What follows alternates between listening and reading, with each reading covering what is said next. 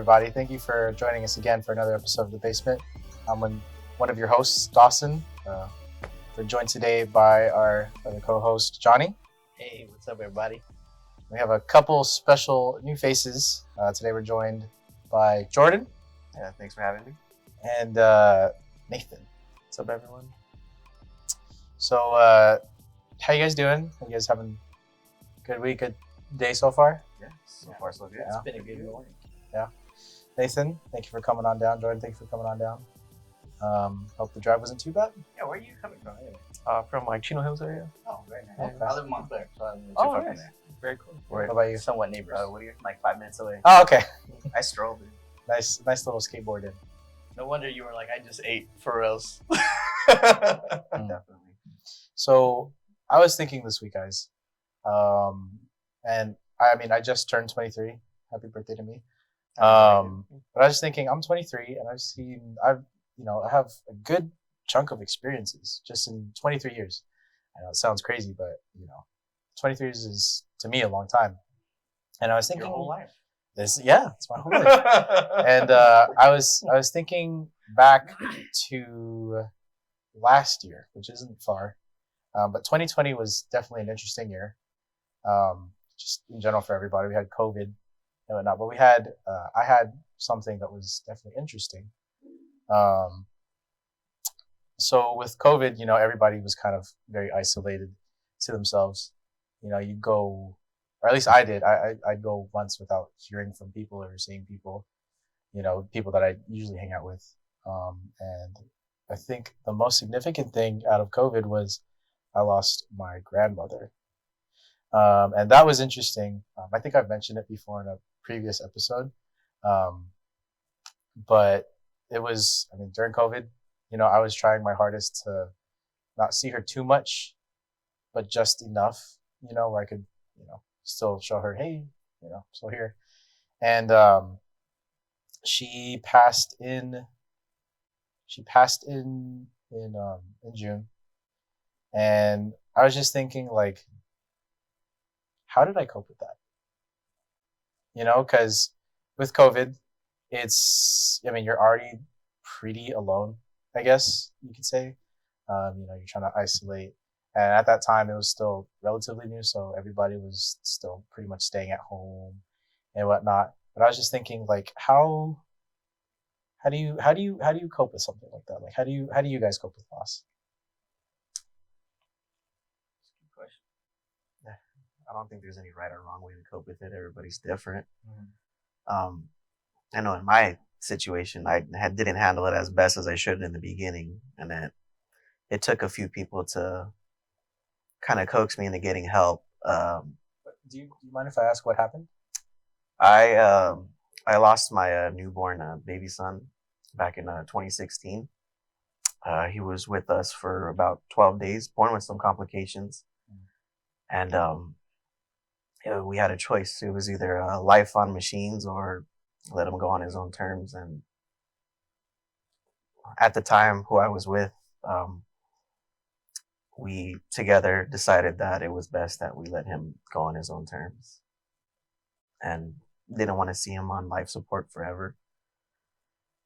And it was a hard thing to decide. I was a kid at the time when it happened. I think I was like 22 years old, and it's one of those things where you see it in the movies and it hurts, and then you never think like, oh, in real life that might happen to you, but I couldn't imagine. And it's one of those things where it's like at that young age, you might look to your parents for a decision, but it had to be like a decision made on my own with my partner at the time.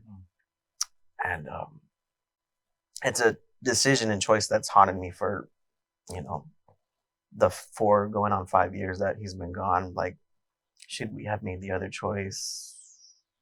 But it's one of those things where we made a decision, and I kind of have been living with it ever since. And maybe for the first 3 years after all that happened, I kind of suppressed it a lot. And is that how you were kind of dealing with it? That's how I was dealing with it at first. Maybe the first 2 months I was just kind of to myself. I didn't want to talk to anybody, see anybody. But But then I thought it best to go out and talk with friends. My family was there for me, my friends were there for me, but nobody I knew had ever gone through something like that. So I didn't have anybody to lean on or talk to.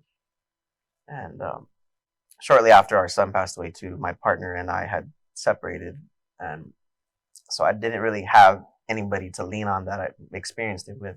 And Probably just added on to the pain, huh? it really did. I felt like I lost twice. Yeah. To be honest with you, I felt like I lost twice. I was in a really bad, hole, not wanting to be with anybody, see anybody. And I think one of the first things I thought I should do it was probably about 7-8 months, was try to be in another relationship. And I lied to myself saying like, it's okay. Like you need some sort of distraction to get you off of that. But it didn't work out. I ended up shooting myself in the foot with that one. I had a mental breakdown, to be honest. And after my little breakdown, the person who I was with at that time had suggested maybe you need some sort of counseling or help. And I thought, as a man, I thought I'd be a weaker person for seeking some sort of help like that. And it's just a stereotypical thing that today is a very present thing. Like, it's we have feelings that we just can't talk about out loud. Like and you're a man, you're supposed to be like tough. suffer in silence, basically. And I was totally against it. But then I realized, like, for my mental state, not being able to sleep, stressing every day, with all this weight that I was carrying on my back. And I'm sure you guys know who he is, but the person who did counsel me was Leuston. I know that guy. He's cool. He's a great man. He really brought me back from the hole that I was in into who I am now. I think it was about a year or so. Once a week, he would come over to my house, or I would come to the church here, and we would talk things out. And honestly, the dude saved my life. If I had to really be honest with you, there was some points in time where I was like, I don't know how much more I want to be here without, losing my son. And it's a selfish thing to think about, considering how many friends and people that love me. But that was a tough situation to be in. It is. Do you feel like you made the right decisions with your coping, or do you feel like not at first? No, I think I made some really bad choices as far as like dealing with it. Yeah. Like when it did happen, the hospital offered us some sort of counseling, and we kind of looked at each other like we can handle it together. But when things didn't work out with us and we went our separate ways, it was kind of like I don't have anybody to talk to or deal with it. Could you do it by yourself? Yeah, probably not like that. No, for the longest time I thought I could, but then that's a lot of baggage to be carrying around. Yeah, definitely. Personally, it is, and it takes a toll day by day and holding all that in. But once I started seeing Leuston and talking things out, and just kind of him widening my perspective and my decisions that I made, that I made the right calls. It's just being able to deal with it as as who I am now. That's good that you ended up seeking that help when you needed it. And, because there's some people who don't, and ever. No. And then they really pay for it later on down the line. So knowing that you couldn't do it alone, and that you actually went and got help, that's good. It was good. That was probably the best thing you can do. For me, dealing with a loss and everything, I wasn't like, I guess in a way, like sometimes when I think about it, that like I feel like it affected me, but it wasn't like a personal loss for it was and it wasn't.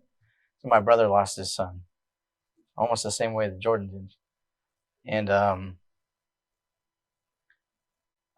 he had something with the brain. I forget what it was, but it was the firstborn son between me and my brother, and so it was like a big deal in our family. Like, that's the firstborn son, because me and my brother have daughters, And then like to have a born son in the family was like the biggest deal. My dad even had this joke. It's like first one to bear a son gets $1,000. And so my brother was the winner and recipient. But like Jordan, my brother didn't keep his son too long with him. And I think what hurt me the most was to know that my brother had so much hope when he found out that he was having a kid, that like he already imagined himself like wrestling with his son and guiding his son and showing his son how to shoot guns and you know hike and do man stuff pretty much. He's always got his girls, so like all that, and I remember hugging him and he's telling me that they decided to let him go on his own terms also. And he said, Johnny, I never got to wrestle with my son.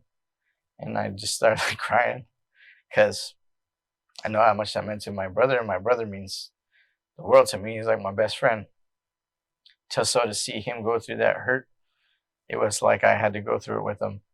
And although I'll never have to grieve like he has, and I'll never go through the complete pain and anguish that I know his soul goes through every day, much like you. And I pray for you guys constantly, especially because you guys' situations are so similar. But like every day, every time I see my brother, I just give him an extra long hug, just because I know that he needs it. And I was like the biggest loss recently in our family. It affected me. It affected my sister. Affected my parents. For us, it was a big deal. And I feel like in so many ways we're here for each other, and we know that. And so our coping comes from like just knowing that we have each other to rely on and reach out to. And just as much as it was my brother's loss, it was our loss in so many ways.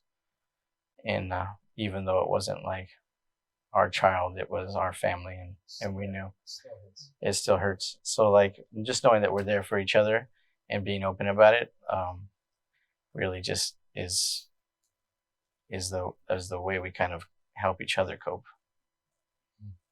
And there's anniversaries of birthdays and stuff that happen every year. And yeah, and I know that you always post something like every year. Just a little memorial piece, yeah. Yeah, to honor your son, and I always try to I even try to let you know, dude, like you're someone special, and I know that it doesn't matter how long any child is here on earth for, but the happiness they brought for however long they were here, it just goes miles, and we don't even know. Anyway, Nathan, I haven't really heard your how you cope. I think well, I guess for context, I kind of had like a couple years with just like loss after loss of like loved ones. So it was like at the end of 2016, it was first like kind of started out with the mom of one of my childhood friends who I'd known for a while. And so she passed away from cancer. And then it was like 6 months later, my grandpa passed away. 6 months after that, my dad passed away. And then 6 months after that, it was like then my grandma from my mom's side. And then in 2019, then it was like my dad's mom. So it was just like, That's a lot of loss. it was like funerals left and right. And like, yeah, looking back, I definitely felt like I didn't cope with it well. I kind of like, I always kind of enjoyed like the school environment, like getting hang out with friends, like studying, all that different stuff. But I kind of just like threw myself into it and like made myself super busy, that like just to kind of like run away from everything almost. You didn't have enough time for your emotions because No you were so time. busy. Exactly, yeah. okay. I just kind of like It's a flushed it distraction. down. Exactly. I just distracted myself with like anything that I could basically. And Just out of curiosity, were you really close with your dad? I was, yeah, and that was one of the hard things was like, so my dad was in the medical field, and then part of the reason I kind of wanted to do that was like the hope that we'd get to work together Yeah. one day, and like he could kind of show me the ropes and stuff, and a lot of our relationship was like we had a lot of shared interests and stuff we would do together, and so it was really hard to like just think, kind of like what you were saying with like your brother, just like all those dreams that you have with your son or with your dad, and Yeah, it's just kind of gone. Um, that's crazy. yeah, so it was, yeah, definitely. I think I was happy to have like good friends that were there, but I tend to kind of be the person to like I just want people to think like everything's okay. Yeah. I don't want to feel like a burden or anything like that. But I definitely think, yeah, in retrospect, I'm working on like opening up more and counseling too. That's definitely been helpful. Yeah. I just want to point out there for anybody who's listening and for you guys here, there's nothing wrong with counseling. It is healthy to be able to get some stuff out, and it's healthy to get fresh perspective. There is nothing unmanly about it. I'd shoot guns, throw knives, all this stuff, all the manly stuff you can think of, and I still would suggest counseling. I'm kind of the same as you. It's just like, I just kind of put out this like I guess image of, oh yeah, I'm good, I'm chill. Like when my grandma passed last year, I was at work and like I was still trying to work because I didn't want to leave because we were busy that day. And like I told my lead what happened, and she was like, you need to go." And I was like, "I'm fine. I can stay here for a little bit longer." She was like, "No, you need to go." And I realize now, like I'm grateful she sent me home because you need to realize when you're not okay. Yeah, and the body needs to grieve. Yeah. The longer you hold the process away from yourself, the harder it's gonna be when you actually do. It's like it'll catch up to you. Yeah. And then you'll just be like driving or you'll be doing something random and then it'll just hit you. And it'll hit like a it's just like, dude, I was just crying my eyes out in my car because I tried to hold it in. And the next day I'm on the freeway, get mad. Next thing you know, you're just like crying your eyes out and you're like, oh my gosh, well, I'm crying my eyes out right now. But it just hit. Yeah. Just weird like that. It's random. We all kind of mentioned some form of talking to people, right? So like we all kind of agree that that's important, right? Is there anything else that you would say is important for coping? I think just one of the biggest things is not feeling that you're alone, because no matter what, there's still going to be a part of you that feels like other people will not understand. I don't know why. It's like brain is like literally like if I tell somebody honestly, don't even think they'd understand why I feel the way I feel, or like if I told them I feel like my brother's told me some stuff where he's just like, maybe if he had said it to anybody else, you'd be like, hey, that sounds like a threat, and maybe you should be in a safe spot and away from people, but me, I know my brother personally, and I know that like if he's saying it, it's because he's not thinking of doing it. Because if he was not saying it, then he would be doing it. So when he's telling me, I'm like, all right, he's getting it out of his system right now, saying he feels like this, even though he's not gonna do it. So being able to have somebody to make you feel that you're not alone, it is helpful. Because even me letting my brother know that this guy had went through something a couple of years before my brother did, it made my brother feel like there's somebody who knows. And even though my brother doesn't talk to this guy or hit him up or anything, it almost made him feel a little bit like there's a club, or I don't know. I don't know how to explain. Yeah. I don't know how to explain it, but yeah. It's you have someone that understands and has experienced. Yeah. Right. Like that type of like empathy. Yeah. Versus sympathy. Empathy. There you go. Yeah. Exactly. Yeah. Instead of sympathy, because you'll get sympathy everywhere because it's hard, and the people who care about you, of course, they want to sympathize. Yeah. But for somebody to actually know is something different. Yeah. When I mentioned this on a previous episode, but when my uncle was killed by a drunk driver, when that happened, like I was in that mindset of like I need like I wanted to know someone like understood what I was going through, but I mean I I didn't have anyone like that. You know, it was just like, oh, I'm so sorry for your loss, but it's in my mind I was like, I mean, thank you, but I mean, you don't understand. Thanks for the pity, but Yeah, I don't need that. Yeah. And that's hard. It is. You know? I know people don't mean like No, bad by it. They want to sympathize with you, but when somebody doesn't understand what it is, it's hard to It's relate. harder. It is. Yeah. Because even at times, like when I went through my divorce and I had gone through, I lost the relationship that was supposed to last. And you're married, so you're like when you get married, it's like you're you're gambling and you're putting all your chips on that one thing. You're just putting it all right there. So when you lose it, it doesn't feel too good. But like I remember everybody telling me like, "Oh, I'm so sorry," and I'm thinking like all the sorries in the world won't ever change the way I feel. No, Nope. And I'm all thinking like, how many people my age actually know how I feel? Maybe people have a good idea. They've been in a relationship that didn't last, but like a marriage that didn't last, it's like, and and then you feel like a complete failure too. You know what I mean? But like nobody will ever really know. And for the people that had gone through what I went through, I mean, those are very few. So there's not too many comforting conversations coming that way other than, I'm sorry, bro. Like, sorry it didn't work out. And that's the way it goes. And then you're like, thanks. There's a point where I kind of stopped hanging out with all my regular friends because I just didn't want them to feel like they had to be sorry anymore. You don't want to feel like a burden on the people you love or you're friends with.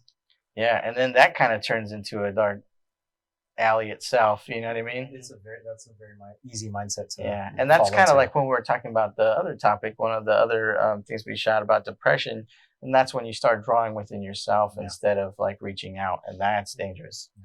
So the coping mechanisms that we kind of all were talking about, like staying busy or even just having people around us, those are like really just some of the best things you can do for yourself in the moment. And there's like a lot of negative ways to go through it, but there's like this many bad things you can do to cope, and then there's like this many good things you can do to cope. So it's like there's a big difference. You said you mentioned staying busy. What did you do? Yeah. He was like caught up in school and stuff, but like loaded my units like super high and like over 18. Yeah, it was I personally feel like it was not the best decision for me, especially because like it kind of put my future on the line. How did you do? I'm not that good. Yeah. that's the reason why I'm like, oh man, because it was one of those things where it's like I was kind of on that. There was that like slight motivation. My dad is like, come on, you can do this. Like, just stay strong. You got this. And so I'm like, okay, like I gotta keep on going. But like, yeah, when I look back and how old were you when that happened? I was 20. Yeah. Okay. So yeah, and I was just like, you were still young. You were at the start of kind of starting it out. Like I mean, you're still young, but like 20 is nothing. Yeah. So yeah, I guess to go along with like what you said, besides talking to people, I wish I had just taken space, like time, like just time away, just from anything that I used to do, I guess, like just like whether it be work or school or and just kind of like relax a little bit, maybe like ease up on my work hours and just be able to process all the emotion. You bury yourself in the gym. I did that once. You come out a beast and everybody's like, man, you're so fit. And you're like, well, really, I was just really sad. I was just really depressed and sad. And I was just trying to get all the anger out. And like you see the benefit from it, but you're like, this wasn't for that. You know what I mean? Yeah. Do you think like going to the gym as a coping method, do you think that's a healthy habit? I do. I do, because like working out releases endorphins. And Yeah. endorphins, you know, it's the happy chemical in your body. So so when you're releasing endorphins and you're working out, like there's some positivity coming out of a negative thing. Yeah. So I feel like it's good. I may not have I was just showing you gentlemen a picture earlier, and that was during that time. So like Yeah, you're jacked. yeah. It's an understatement. Yeah. So like when I was hitting the gym all the time, I'm talking about like every day, 3 hours, 4 hours. And then like and I wouldn't even be tired. But the thing is, like after I would go to the gym, I could sleep for at least like half an hour or an hour because I wasn't sleeping at that time. So like I would be able to find enough peace or enough happiness or whatever it would be just to be able to rest. And that was enough. So I think like, yeah, definitely working out is a really great outlet. And it's crazy also because when you're feeling sad and stuff, you don't want to do anything. No. So yeah, if you can get your butt up to go to the gym and you're there and you don't even care if you're doing like really slow lifting or you're just doing it halfway, you're still there. You're still doing something. So just do it. What other healthy habits are there? I think one of the best distractions I did for myself. I bought a dog. I bought a dog. What kind? I bought a pug, and I got her when she was maybe about 6-7 months, and she wasn't even my first choice. The dog that I was shown was a male, and was all black pug. And when I got there to meet the guy to see the pug, he was like, "Hey man, I sold the dog, but I know you drove way out here, so I brought this other one." And once I saw her, I couldn't say no. I was like, you know what? We're gonna make that happen. And her name's Gil Thunder. The Gil name comes Thunder. from an anime show, Which one? 7 Deadly Sins. Okay. That's right. That's a good one. He's the knight with the lightning. That's a good one. Yeah, no, my son watches that one. And man, that dog kept me busy for the first maybe year, potty training it and sleeping with me and crapping on my bed. Nice. That was the worst. Nice. The worst. Yeah. But she's my best friend, honestly. Like I come home and she's waiting right there all excited. No negativity, right? No, yeah, no negativity. No negativity. And it's like all she just wants is my attention. So like whether we're outside playing or just kicking back watching TV, because she likes to sit right in between my legs. And so even if I'm watching TV or playing games, she just wants to be there. She just wants the company. Yeah. And I think that was probably one of the best things I ever did for a distraction. Yeah. But I thought it was gonna be like one of those buys where I'm like, oh, I'm gonna regret this. And even my parents were against it at first, but once they kind of saw, hey, like they grew on them too. Yeah, you have a really good relationship with your dog, to be honest, man. Like when I go visit you, like I know you love your dog, so it's really cool. Dogs are great. And Yeah. Like scientifically, from like a health perspective, like there's a bunch of studies out there that show that dogs can help lower your blood pressure. I heard cats too, but I'm a dog lover, so Specific type of cats. Very specific, maybe. only these cats. Only certain types. Not the other ones. It's you see pushing glasses off the table. And Yeah. biting my feet. Yeah. Yeah. Not those. You have a cat? No. No. But if I did, That's the one. Exactly.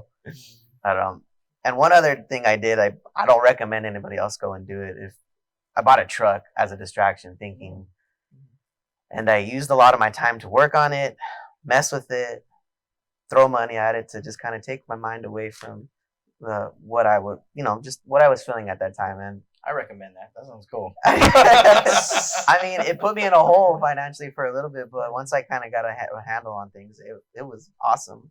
And I've done a lot with it, and I took a trip to Oregon with some friends, and that was one. Like, even a trip I feel like helps, because when I left California and we were out there for a couple of days visiting a buddy, he's a wildlife firefighter up there, so we spent spent a couple of days out there breathing in the fresh air and doing the manly stuff, going shooting and that's right. and cookouts and all That's that. right. So it was some of the best times I've had ever in my life, and Oh, just So good stuff came barbecue. from the truck too. Good stuff. Yeah, Yeah, no, definitely. Definitely. And So that's why I say, if you're watching, Buy do a it. truck. Get it. Buy that truck. yeah, Buy a truck. and on top of that too, like I helped this guy move into his new place. Oh, like yeah, on there top- it is. and Many it, thanks, dude. Many thanks. and it was like on the fly. Like he was like, "Hey, man." Actually, it wasn't even him who asked me. It's a mutual friend between us, but she was like, "Hey, Johnny needs help moving. Can you come help?" And at the time, I had woken up at 4:30 to be at work by 5, off at 11, and then I got the call to go and help him. So I was like, "Okay, like I'm gonna be really tired." And she said it didn't wasn't a know- lot. I did not know how that went down. I did not know the details. All I know is he showed up, and I was like, "Cool." And so I showed up. I was super tired. He didn't know, and I didn't know we were moving his entire place. And we had an issue with the truck. Yeah. He's a beast, man. By the way, he's the only one there helping me lift stuff. And like by the end of the night, dude, I was like, I would have given this dude like $1 million. He literally was like helping me lift all this heavy stuff, and we live upstairs, so You could it's say crazy. that getting that truck, working on that truck, getting that call from Johnny helped you. Definitely, I would say, yeah. Yeah. I can see it. And I feel like we've gained a better relationship over the years too. Nathan, what about you? For Any what? other coping? Any other coping?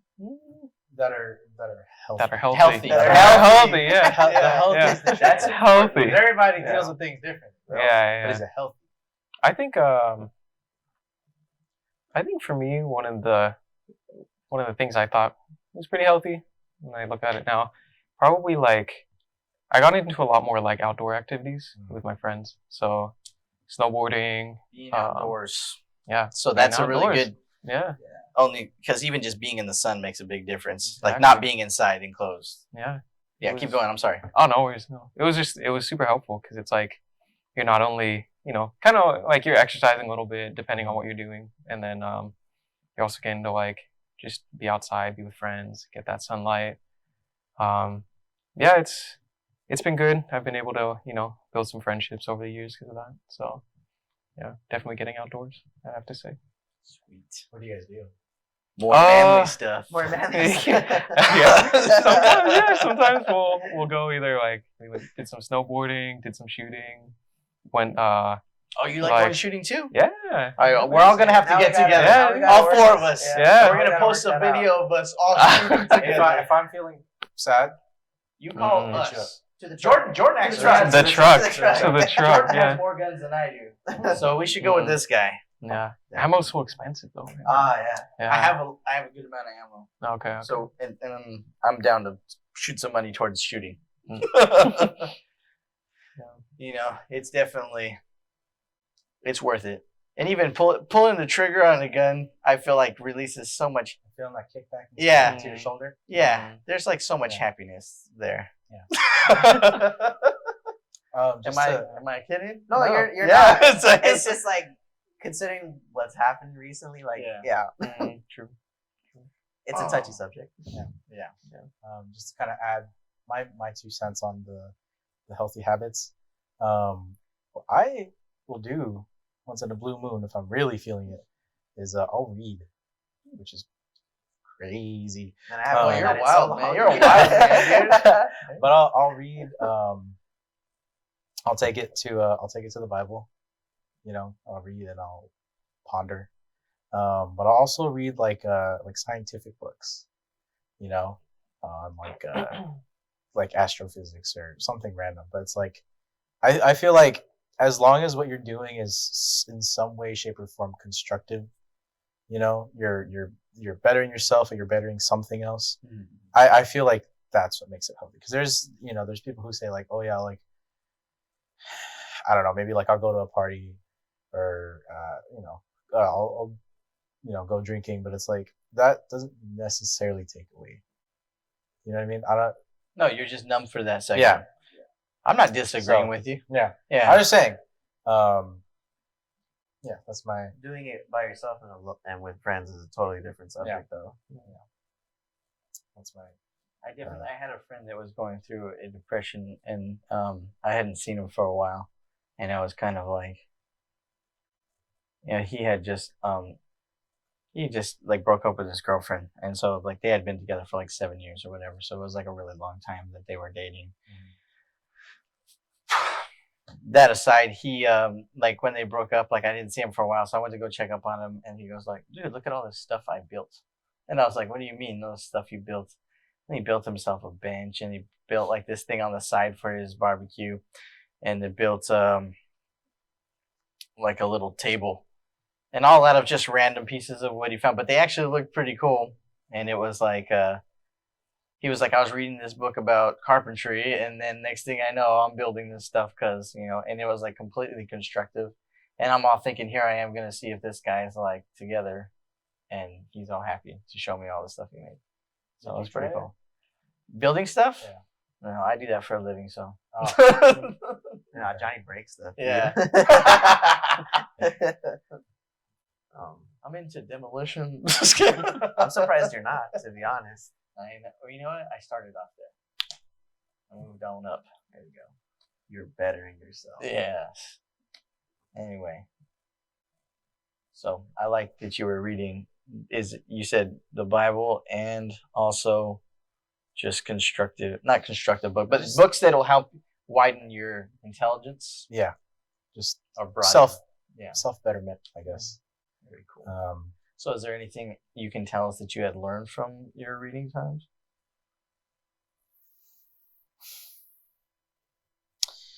That I would say that kind of getting back onto loss, that you never truly get over it. You just kind of, I wouldn't say get used to it, but you just learn to live with it. So this isn't like a personal thing of mine, but I know that I heard that losing somebody, I think it was, I don't know if anybody's seen that movie Courageous or whatever. The man loses his daughter, and it's like she's very special to him. And if you haven't seen the movie, you should check it out. It's pretty good. But so the man loses his daughter, and this man, he's a cop. He has so many questions. Why? There was just this random car accident. So when they're talking about coping with loss, they were saying it's like learning to live life with like an amputation. It's like you don't ever forget or get over it, and it's not something that it will ever heal, but you learn to live with it. I get people telling me all the time, I don't know how you got over it, or you look so happy, this and that, and it kind of bugs me when people say that, because it's like, really, I'm not over it. I've learned to live with it and it not affect my day-to-day life anymore. Yeah. My son stays with me always, and that's Don right there for anybody who's watching. What is that? A little it's his birthstone. Birthstone, that's right. And wherever I go, he comes with me, and I don't ever feel alone. At first, I didn't like wearing it because it was just a bad reminder of what happened. But now it's more of it's a happy. The time I did have with him was special, and I'm forever grateful for that. Yeah. It really changed me into, kind of made me grow up a little bit from being like the goof. To most people or my friends, I'm the funny guy or the happy-go-lucky guy. But after all that happened, it was really hard to be that person again. And I have my moments where I am, but deep down inside, I don't think I'll ever be as happy as I was then. But it was a definite life lesson, and I don't take things for granted anymore like I used to. Hanging with friends, spending time with family.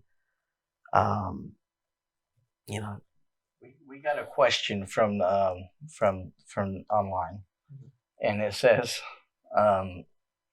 The question is, in your place of grief, how dark did it get for you, or how dark did you go? There were some times, man, where I'm a gun owner, and there were some times, man, where I sat there with my stuff out, contemplating like, what else what do I have left to live for? You know, I lost my son. I lost my partner of almost 8 years at that time. Yeah, you guys have been together for a while. You guys were together in high school, right? Yeah. High school sweethearts. Yeah. Shout out For those people who still are. half 1%. Yeah. Yeah. You know, that double loss hurt so much, and no amount of words that friends or family said to me was like gonna make things better. And there was some really, you know, tough times where I thought like, you know what, like I'm kind of done with dealing with this because it's such a drag on my life. And then, you know, and then after I had my mental breakdown, I was told to seek out help, and I got it. At first I was like, yeah, I'll give this a few months, and if I don't feel any change in my mental state, like then I know what I want to do. But Lucian's a great guy, and I gotta say that without him, I wouldn't be here today. That's for sure. And my family loves him. I love him, and even he's called upon me to like help him with certain things, like move a couch. I drove all the way. I don't know where we drove to, but it was a little bit of a distance after I had got off work, and the benefits of having a truck. and I helped him load this 3-piece couch in my truck, and we drove it. I don't know where it was. Like it was a church or somebody else's house, but you know, for him, I was willing to drop whatever I was doing to help him, like no questions asked. Even when his sister got hurt, there was a ramp that we picked up. It was me and Dave. I don't know his last name. Okay. The Belizean Prince, that's his last name. Belizean Prince. Yeah, that's right. I love that guy too. Bro. Yeah. Yeah. I like how he calls everybody chief. He's so cool, man. I love him. Oh man. So yeah, I picked him up, and we went to go pick up that ramp for Lucian's sister, who was hurt at the time, and we brought it over. It didn't work out, so we ended up taking it all the way back to where we picked it up from, and I wasn't at all like upset about it. I was like, you know what, it's for the man's, like, you know, sister who's hurting, and I'd do anything for him just as much as I would do anything for him too. Much love, brother. So Nate, what about you? How dark did he get for you, or did it even get dark? Yeah, I would say, yeah, I was definitely depressed for a while, and yeah, I definitely had those thoughts too, where it was like driving on the road, and I'm like, you know, would it be so bad if I like just kind of went over the edge right now? Like, what would I be losing, right? Yeah. And it was like, yeah, it was one of those things too, where it's like, I get home, I'm like, okay, I was having those thoughts. It's not too good. But I think, yeah, when I went to like counseling for the first time, it was definitely like really relieving, I guess. Just someone saying like, yeah, you know what you're experiencing, like that's totally normal. You know, it's not like you're going crazy. It's not like there's anything wrong with you. You know, you're having a very normal reaction.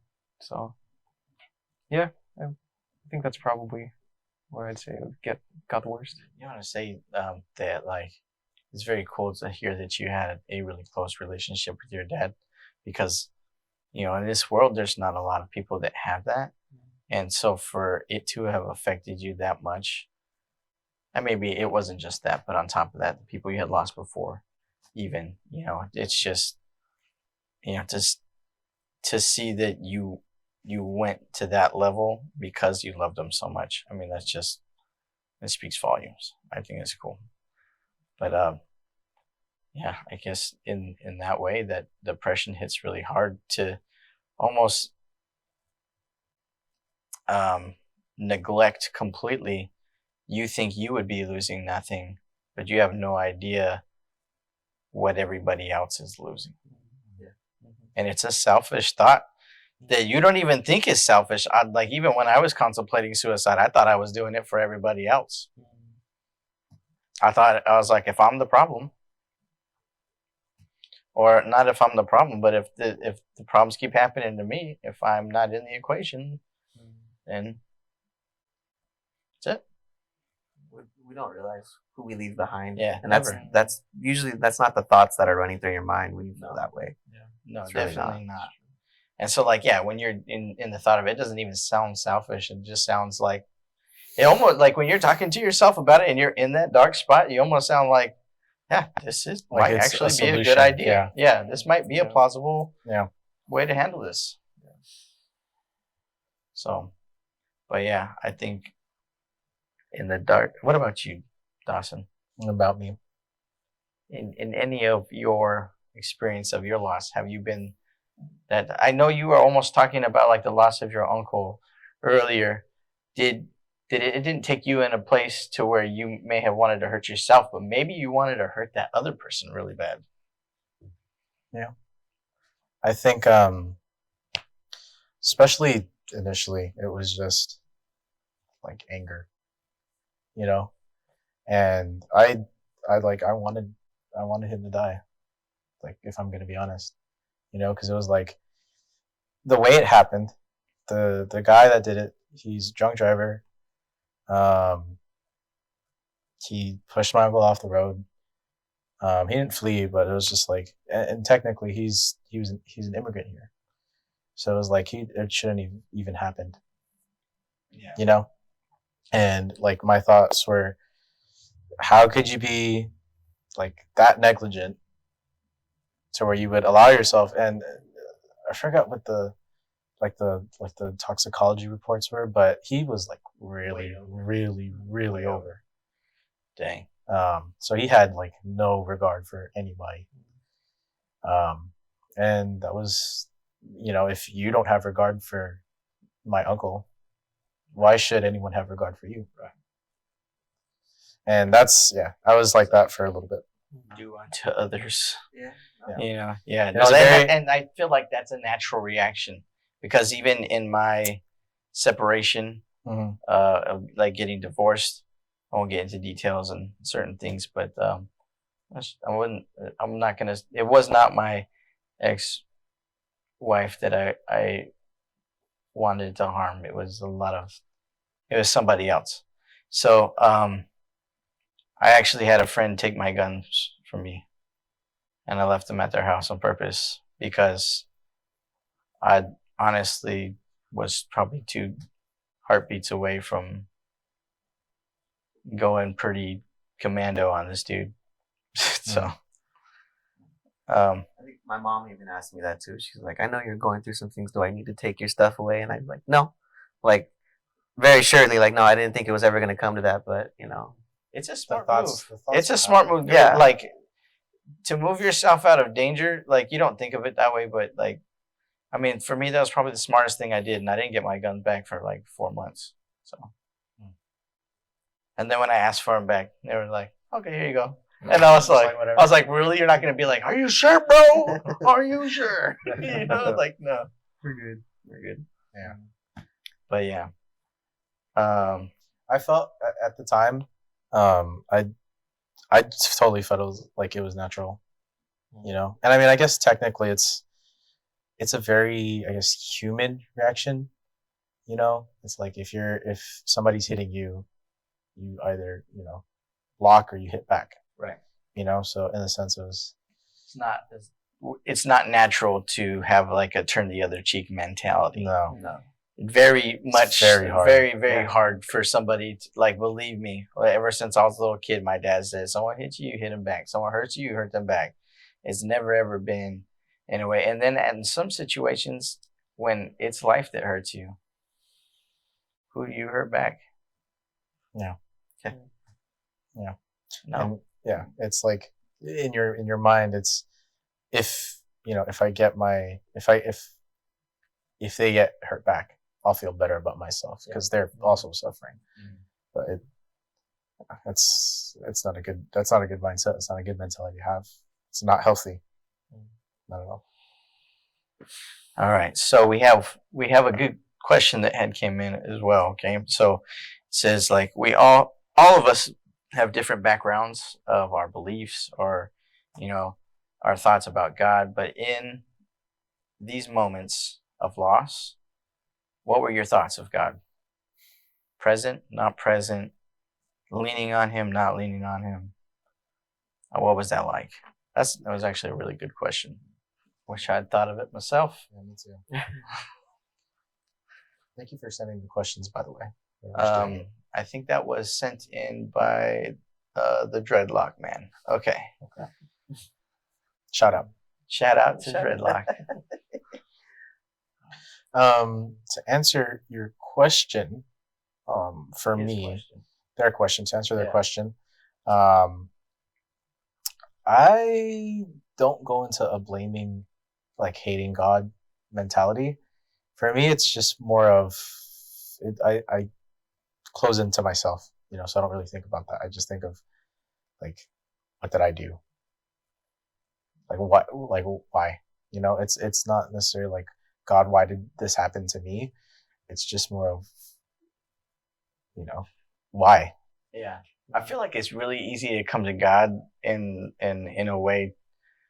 Not like, let me rephrase that. I think it's really easy to like look at God when something bad happens to you, like either like, what happened, or like, and it's more like the what happens than like, oh, thank you. Like when stuff's going good, you're not like, oh, thanks God, it's good, but it's only when the bad stuff happens you're like, where were you? Where were you on that one? So what about you, Jordan? For me, man, in the beginning, as a kid, when that happened, there was a point when I was like, there was a lot of hate in that direction, and I wasn't proud of it then. And like my grandmother on my mom's side, she's very religious. She always pushes like in on me, like, if you want to go to a better place after life, you better start, hitting the books, or go to church. Yeah.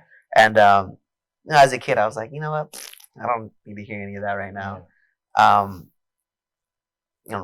Same as Dawson. The question of why me. In my head, I thought like, I did everything, followed the rules. Good person. I never did anything bad, and for that to happen to me was a blindside hit. To my spirit and my emotions, and physically, it hurt. And then I think it was my dad. My dad had it was when we were still in the hospital, and that was kind of all unfolding. My dad had kind of pulled me aside to talk to me, and he's like, I'm not going to stand here and tell you that that I understand what you're going through. He's like, I'm going through it with you. He's like, but I think you've made the best call you can make for you and your son. And he's like, you're a better man than I am. He's like, I wouldn't know what to do in that kind of situation. And he was like, everything's a test. Everything's a test of your spirit. How much can you really take before you break? Because I know the other guy on this side will test you to your limits and force you to go that direction. And I think he said that God tests the strongest people sometimes. And at that time, I didn't want to hear that. I'm like, that's not the answer I want. I want to know why. I want to know why. But looking back now, I have nothing but the utmost respect for my dad, and we butt heads a lot. But he's not the type. He's a manly guy. He's not the type of person to be like, oh, I love you, give me a hug or whatever. Yeah. I've only seen him cry in front of me maybe like 4 times in the 27 years I've been here, and each time he has cried, it's been a special moment. And when he did cry, with me during that whole thing, it just kind of, it really hit home for me. And I don't feel that way now. The hate that I did then, that's more of a like, cool, I've been through the worst thing that could possibly happen to somebody, and I think anything else that comes my way, I can handle it like full-heartedly. Like I know for a fact that I can.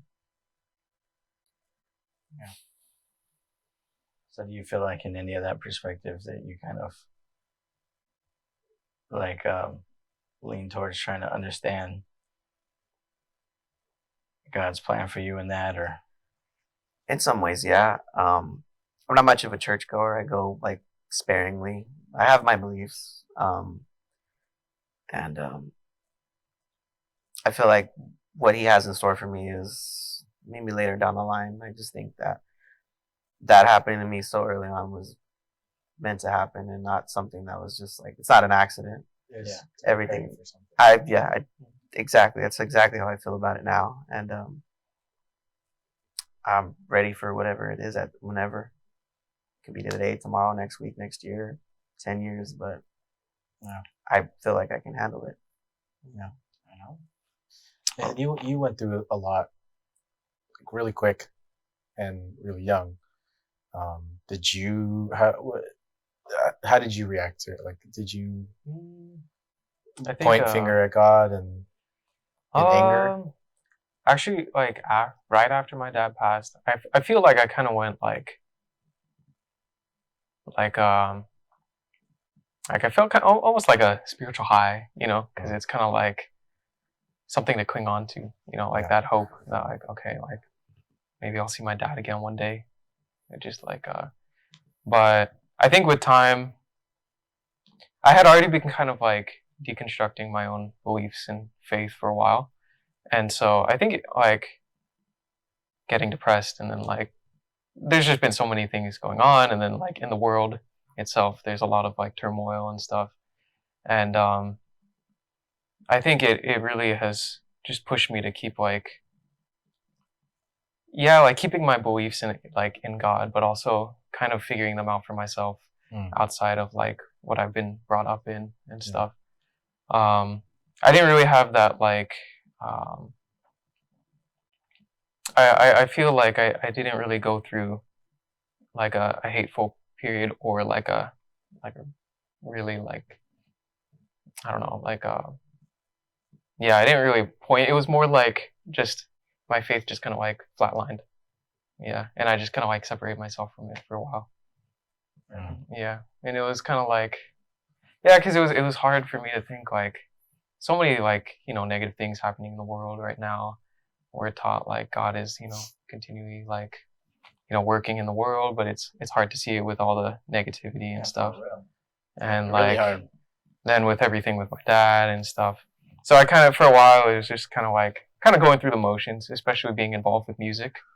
Um, yeah, just kind of like, you know, getting up singing because I knew it would be helpful for other people. But for me, I'm like, you know, not really feeling it. But, By the way, if you guys are watching and you've seen him, he's an amazing singer and guitar player. thank you, So, thank you.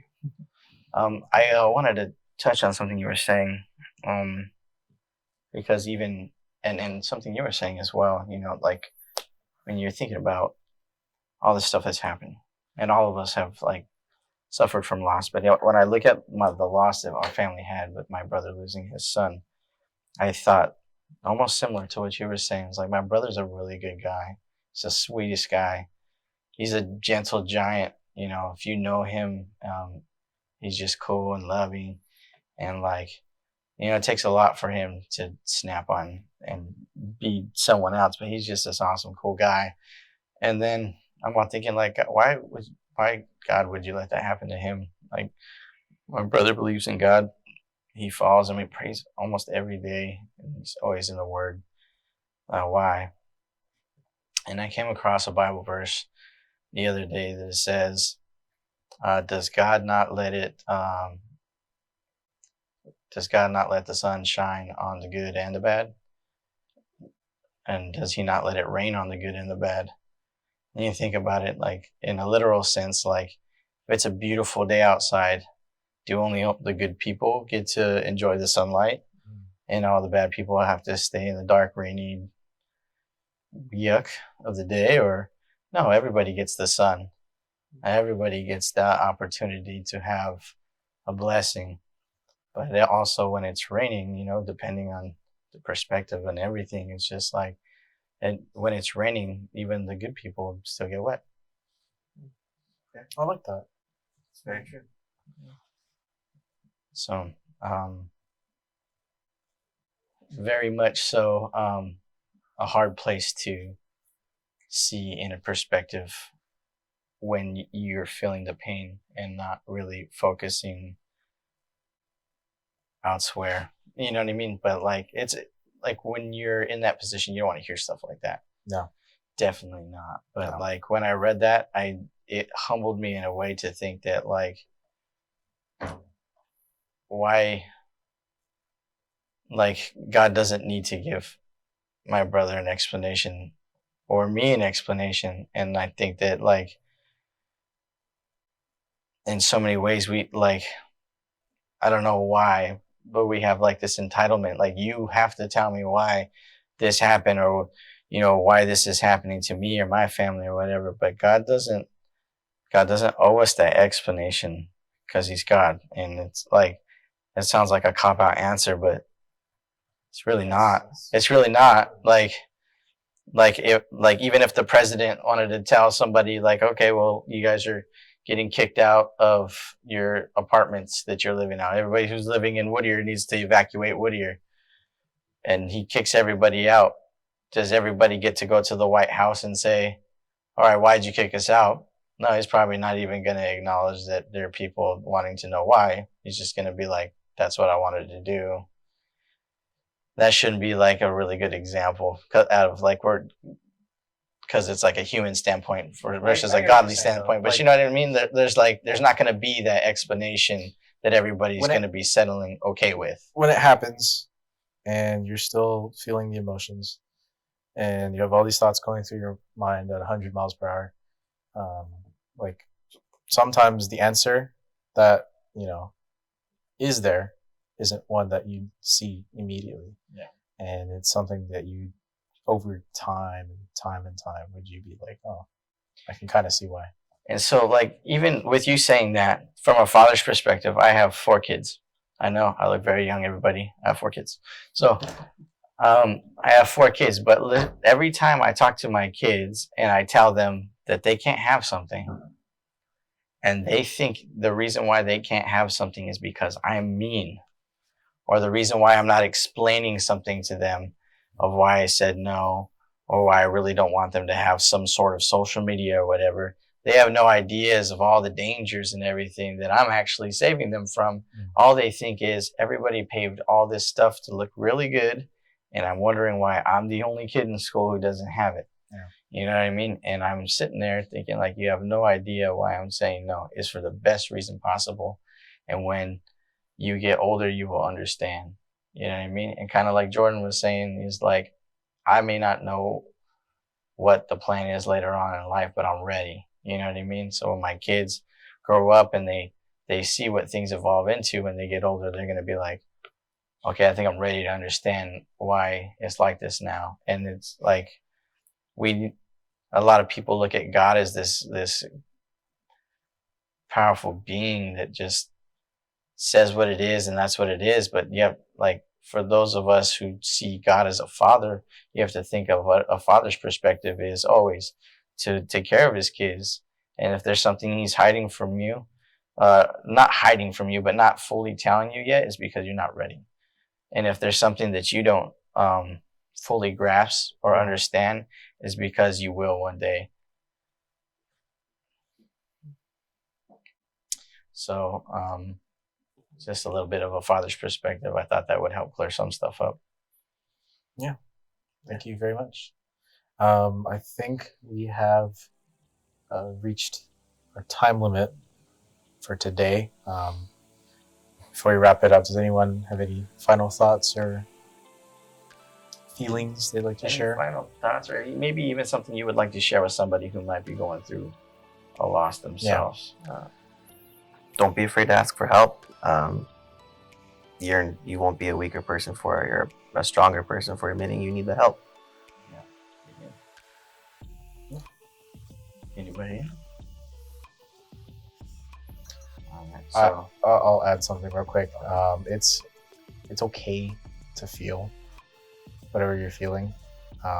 It's we're emotional humans, and especially in reaction to something that doesn't feel natural.